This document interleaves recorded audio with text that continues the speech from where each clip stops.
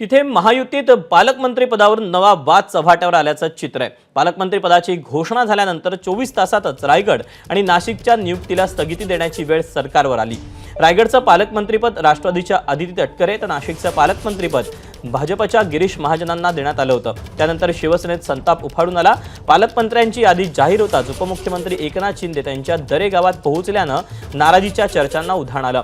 एकनाथ शिंदेंचा दावोसमध्ये असलेल्या फडणवीसांना फोन गेला आणि त्यानंतर फडणवीसांनी नाशिक आणि रायगडच्या पालकमंत्रीपदी नियुक्तीला स्थगिती दिल्याचं समजतंय।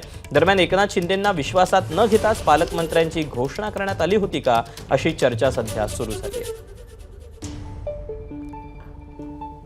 मी आता या नवीन महाबळेश्वर हा मोठा प्रोजेक्ट आहे, याच्या मागे मी लागलेलो आहे। मी गावी आलो की लोक म्हणतात नाराज झाला। मला तर या प्रकल्प पूर्ण करण्यासाठी अनेक वेळा गावाला यावं लागेल, या भागामध्ये फिरावं लागेल। सगळे प्रश्न सुटत गेले आहे की नाही, मंत्रिमंडळापासून ते सुटले, आता पालकमंत्रीपासून ते सुटले।